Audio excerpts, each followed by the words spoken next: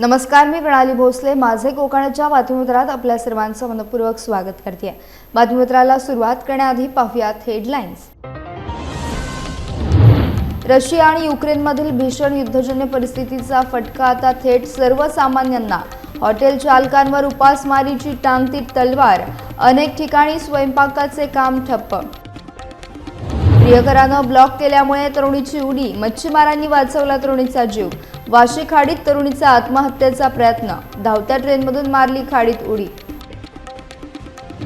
गुहागरमधील पुलाला मोठे भगदाड. 3 फूट खोल जीवघेणा खड्डा. महिनाभरापासून प्रशासनाचे अक्षम्य दुर्लक्ष. तात्काळ दुरुस्ती करण्याची ग्रामस्थांची मागणी. आणि पेड नगरपालिकेत आता महिला राज. 4 समित्यांवर महिला सभापती नियुक्त. नवनिर्वाचित सभापतींवर शुभेच्छांचा वर्षाव. पाहुयात सविस्तर वृत्त.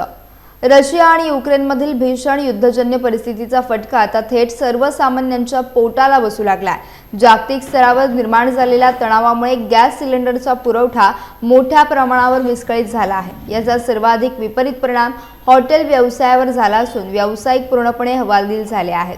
गॅसचा तीव्र तुटवडा निर्माण झाल्याने अनेक छोट्या मोठ्या हॉटेल्समधील चुली आता विझण्याच्या मार्गावर आहेत. स्वयंपाकासाठी आवश्यक इंधन वेळेवर मिळत नसल्यामुळे ग्राहकांना सेवा देणे अत्यंत कठीण झाले असून व्यवसाय पूर्णपणे ठप्प झाला. यामुळे हॉटेल व्यावसायिक आणि मालक आणि तिथे काम करणाऱ्या शेकडो कामगारांवर बेकारीची कुऱ्हाड कोसळली आहे. गेल्या काही दिवसांपासून सिलेंडरसाठी मोठी प्रतीक्षा करावी लागत असून चढ्या दराने देखील गॅस सिलेंडर मिळेनासा झालाय.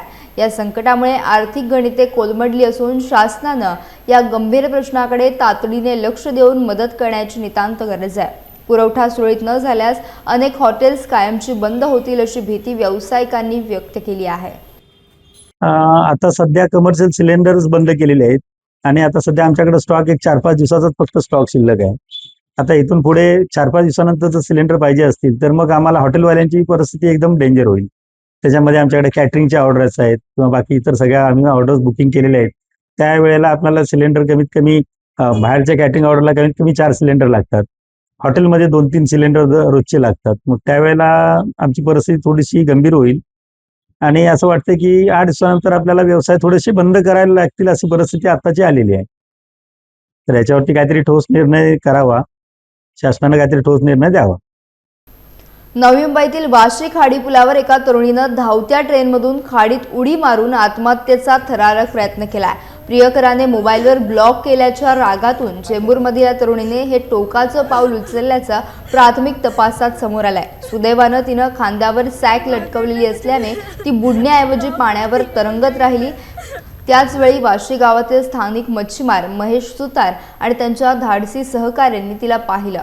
स्वतःच्या जीवाची पर्वा न करता या मच्छीमारांनी तातडीने खाडीत उडी घेऊन तिला सुरक्षितपणे बाहेर काढलाय. या घटनेची माहिती मिळताच वाशी पोलिसांनी तातडीने घटनास्थळी धाव घेतली. या तरुणीला वाचवलं. मच्छीमारांच्या प्रसंगावधानामुळे या तरुणीला जीवदान मिळालं असून सध्या परिसरात त्यांचं मोठं कौतुक होत आहे. सध्या तरुणीची प्रकृती स्थिर असून तिचे समुपदेशन पोलीस करत आहेत. वाशी पोलीस या संपूर्ण प्रकरणाचा सखोल तपास करत असून संबंधित तरुणीच्या पालकांशी देखील पोलिसांनी संपर्क साधला आहे.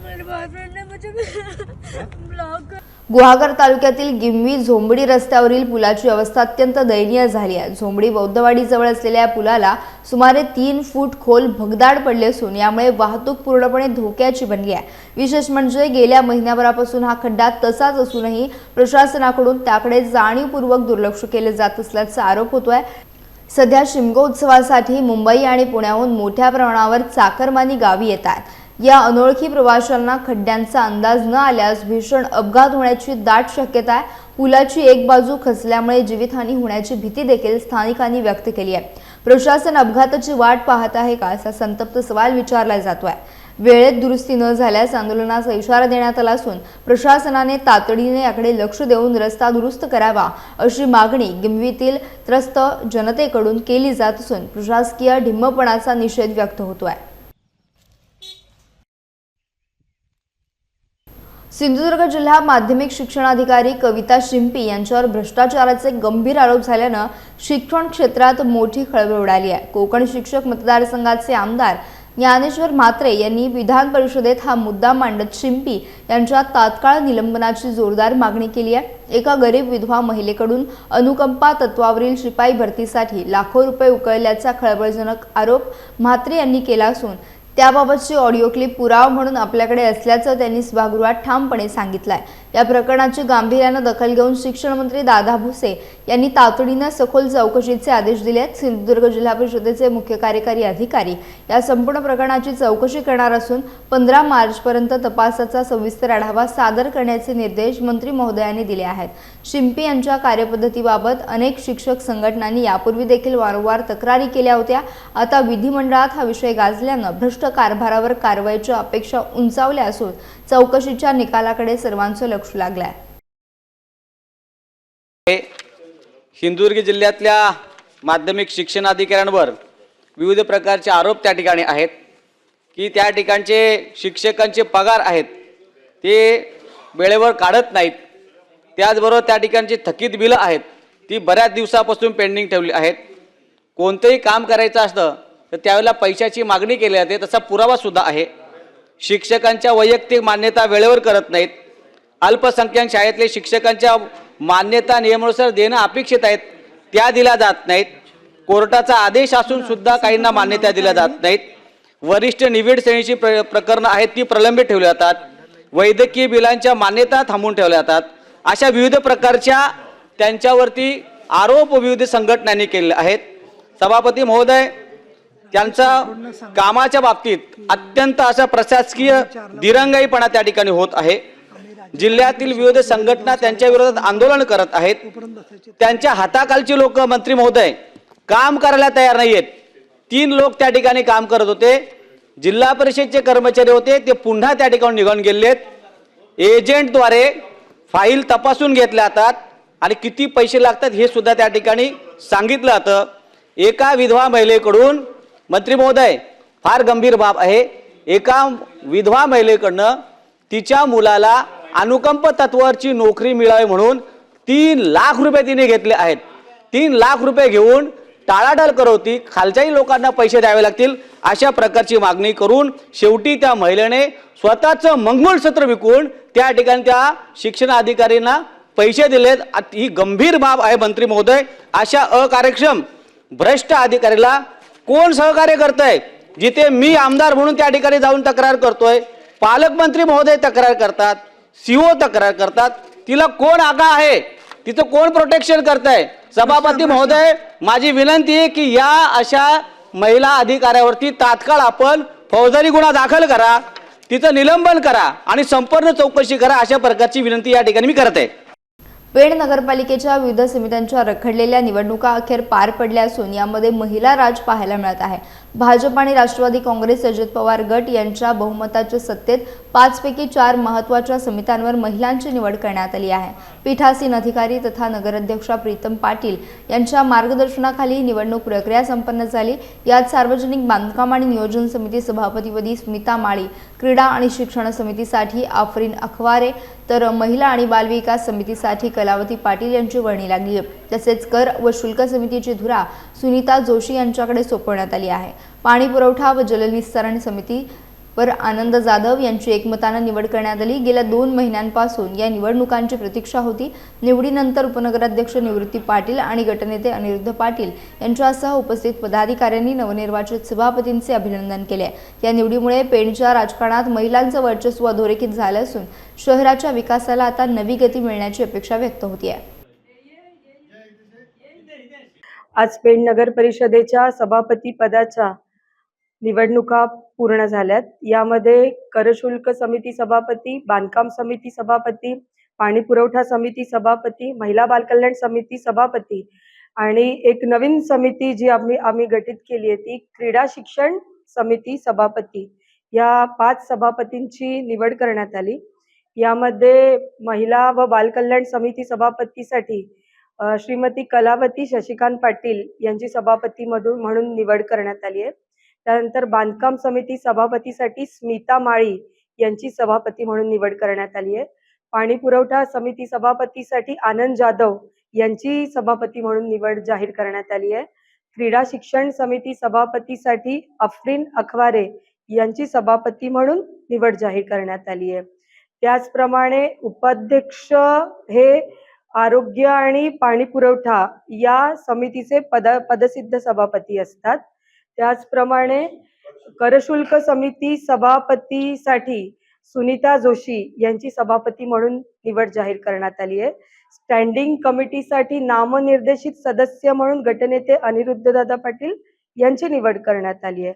अशा प्रकारे 5 सभापती, उपाध्यक्ष हे 6वे सभापती, नामनिर्देशित सदस्य म्हणून 7वे गटनेते आणि 8वे नगराध्यक्ष या स्टँडिंग समितीच्या सभापती असतात. त्याच्यामुळे या सर्व निवड आज जाहीर करण्यात आल्यात. मला खात्री आहे की आम्ही निवडून दिलेले, आज निवड झालेले सर्व सभापती त्यांच्या विभागाचं चांगल्या पद्धतीने काम करतील. पेण शहरातील माझ्या मायबाप जनतेने जो विश्वास आमच्यावर दाखवलाय आणि भारतीय जनता पक्ष, राष्ट्रवादी काँग्रेसचे आम्ही सर्वही उमेदवार जे निवडून दिलेत त्या जनतेच्या विश्वासाला न्याय देण्याचा प्रामाणिकपणे प्रयत्न नगराध्यक्ष म्हणून मी, माझे सर्व नगरसेवक, सभापती म्हणून येणाऱ्या काळात आम्ही करणार. माझं शहर हे माझं कुटुंब या भावनेने माझ्या शहराचा सर्व बाबतीत आमदार रविशेठ पाटील साहेब असतील, खासदार तटकरे साहेब असतील, खासदार धैर्यशील दादा पाटील असतील, या सर्व नेत्यांच्या माध्यमातून येणाऱ्या काळात गतिमान विकास करण्यासाठी आम्ही सर्व मंडळी कटिबद्ध असणार असं मी माझ्या जनतेला आश्वासित करते. खेड तालुक्यातील जामगे गावचे ग्रामदैवत श्री कोटेश्वरी मानाई देवीच्या पालखीचे शिवसेना नेते तथा माजी कॅबिनेट मंत्री रामदासभाई कदम यांच्या निवासस्थानी उत्साहात आगमन झाले. मंगळवारी सकाळी 9 वाजता ही पालखी पोहोचली तेव्हा संपूर्ण परिसर भक्तिमय वातावरणात न्हाऊन निघाला होता. यावेळी रामदासभाई कदम, त्यांच्या पत्नी ज्योती कदम, जिल्हा परिषद सदस्य अण्णा कदम आणि त्यांच्या पत्नी यांनी देवीची खणानारळानं ओटी भरून मनोभावे पूजा केली. अत्यंत श्रद्धेने आणि भक्तीने रामदासभाई कदम आणि अण्णा कदम यांनी स्वतः पालखीला खांदा देऊन तिला निवासस्थानी आणले. या मंगलमयी सोहळ्यासाठी ग्रामस्थ आणि भाविक मोठ्या संख्येने उपस्थित होते. पारंपरिक वाद्यांच्या गजरात आणि जयघोषात देवीचे मोठ्या जल्लोषात स्वागत करण्यात आले. उपस्थित सर्व भाविकांनी देवीचे दर्शन घेऊन मनोभावे आशीर्वाद घेतले. हा पालखी सोहळा परिसरातील भक्ती आणि श्रद्धेचे एक अनुपम दर्शन घडवणारा ठरला असून त्यामुळे सर्वत्र उत्साहाचे वातावरण निर्माण झाले होते. कोकणातील संगमेश्वर तालुक्यातील साखरपा पंचक्रोशीतील भोवडे गावात सध्या शिमगोत्सवाचा अभूतपूर्व उत्साह पाहायला मिळत आहे. ग्रामदैवत श्रीदेव बोरेश्वर, श्रीदेव गांगेश्वर आणि श्रीदेवी उदगिरी यांच्यासह सर्व ग्रामदेवतांच्या पालख्या भक्तांच्या भेटीसाठी घरोघरी जात आहेत. पारंपरिक खेळे, पालखी नाचवणे, नमन आणि गोमू नाचाच्या तालावर संपूर्ण गाव आनंदाने डोलत आहे. या उत्सवात केवळ स्थानिक ग्रामस्थ नव्हे तर मुंबईहून गावी आलेले चाकरमानी देखील मोठ्या संख्येने सहभागी झालेत. पालखी सोहळ्याला भाविकांचा उत्स्फूर्त प्रतिसाद मिळत असून तुषार बाईंग, मुरलीधर बाईंग, काशीनाथ बाईंग यांच्यासह अनेक ग्रामस्थ हा सण यशस्वी करण्यासाठी अहोरात्र कष्ट घेत आहेत. श्रद्धेचा आणि समृद्ध परंपरेचा हा अनोखा मेळा कोकणच्या गौरवशाली संस्कृतीचं दर्शन घडवत आहे. पालखी नाचवताना तरुणांचा उत्साह ओसंडून वाहत असून संपूर्ण परिसर होळी रे होळीच्या जयघोषानं आणि ढोल ताशांच्या गजरानं पूर्णपणे दुमदुमून गेला. हा सोहळा खऱ्या अर्थानं डोळ्यांचे पारणे फिरणारा ठरत आहे. रत्नागिरी जिल्हा परिषदेच्या वतीनं सन 2025-26 सालासाठीचे आदर्श शाळा पुरस्कार जाहीर करण्यात आले आहेत. मुख्य कार्यकारी अधिकारी वैदेही रानडे यांच्या अध्यक्षतेखाली झालेल्या निवड समितीच्या बैठकीत ही महत्त्वाची घोषणा करण्यात आली आहे. ग्रामीण भागातील शैक्षणिक गुणवत्ता वाढवण्यासाठी आणि शाळांच्या सक्षमीकरणासाठी या पुरस्कारांचे वितरण केले जाते. यामध्ये विद्यार्थ्यांची उपस्थिती, शैक्षणिक मार्गदर्शन, मुख्यमंत्री माझी शाळा सुंदर शाळा अभियानातील सक्रिय सहभाग आणि नवभारत साक्षरता अभियान यांच्यासारख्या विविध कडक निकषांच्या आधारे शाळांची निवड करण्यात आली. या पुरस्कारांतर्गत जिल्ह्यातील 9 तालुक्यातील कनिष्ठ आणि वरिष्ठ प्राथमिक शाळा गटातून अनेक शाळांनी बाजी मारली आहे. यामध्ये प्रामुख्याने अंजारले, आंबडस आणि वालोटी तसेच गोखले कन्या शाळा यांसारख्या गुणवंत शाळांचा समावेश आहे. निवड समितीमध्ये शिक्षणाधिकारी निलिमा नाईक यांच्यासह इतर तज्ज्ञ मान्यवरांचा समावेश होता. या पुरस्कारामुळे जिल्ह्यातील शाळांमध्ये निकोप स्पर्धा निर्माण होऊन शैक्षणिक दर्जात अधिक सुधारणा होण्यास मदत होईल. तसेच सर्व यशस्वी शाळांचे जिल्हा प्रशासनाकडून अभिनंदन करण्यात येत आहे. रत्नागिरी येथील जिल्हा समाज कल्याण कार्यालयात जागतिक महिला दिन मोठ्या उत्साहात साजरा करण्यात आला। या प्रसंगी जिल्हा माहिती अधिकारी प्रशांत सातपुते यांनी महिलांना केवळ जुन्या रूढी परंपरांमध्ये न अडकता नव्या युगाची आणि धैर्याची सावित्री बनण्याचं आवाहन केलं। वडाला फेऱ्या मारण्यापेक्षा वडाचे रोपण करणारी ती हवी असे सांगत त्यांनी स्त्रीच्या अष्टपैलू कर्तृत्वाचा गौरव केला। त्यांनी आपल्या कवितेतून स्त्रीच्या संघर्षाचा आणि तिच्या अस्तित्वाचा प्रवास अत्यंत प्रभावीपणे मांडला।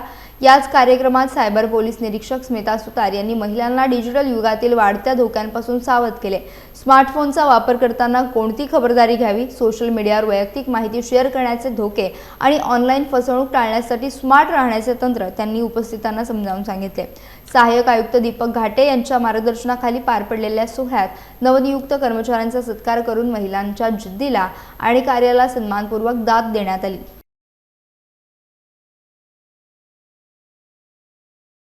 रोह्यातील श्री विश्वकर्मामय पांचाळ कलाकार समाजातर्फे जागतिक महिला दिन मोठ्या उत्साहात साजरा करण्यात आला।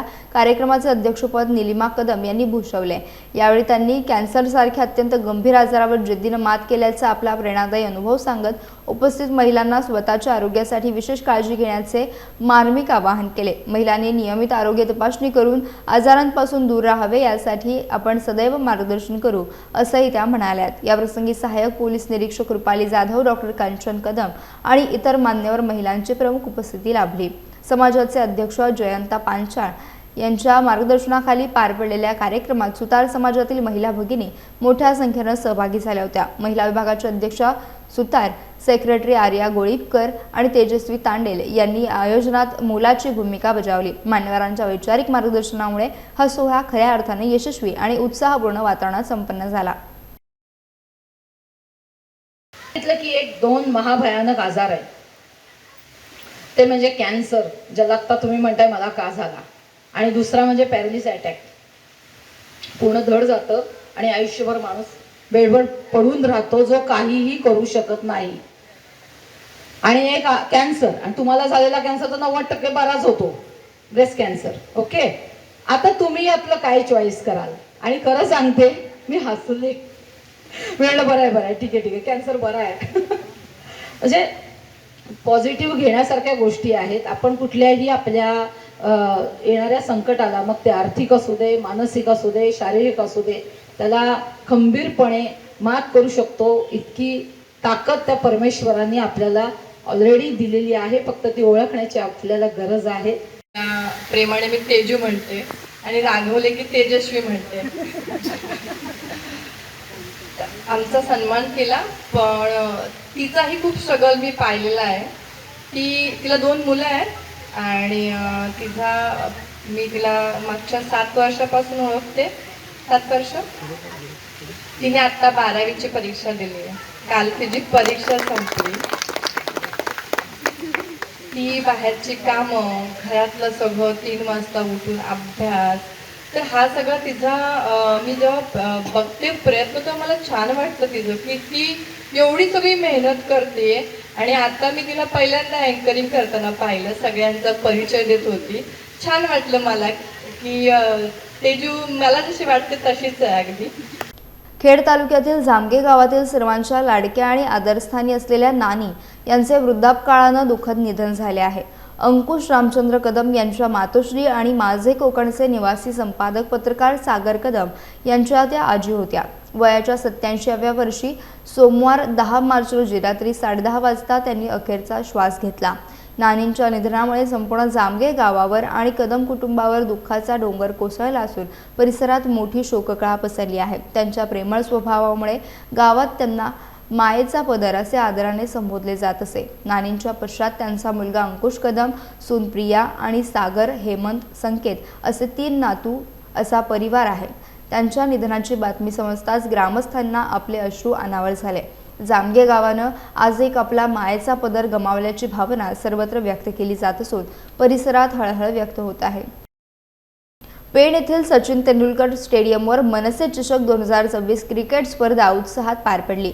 या भव्य स्पर्धेचं आयोजन रुपेश पाटील आणि निकिता पाटील यांनी अत्यंत देखण्या स्वरूपात केलं होतं। भाजप नेते राजूभाऊ साळुंखे यांच्या हस्ते विजेत्या संघांना सन्मानपूर्वक गौरवण्यात आले। यावेळी साळुंखे यांनी खेळाडूंना शुभेच्छा देत ही स्पर्धा सामाजिक सलोख्याचे प्रतीक असल्याचे सांगितले।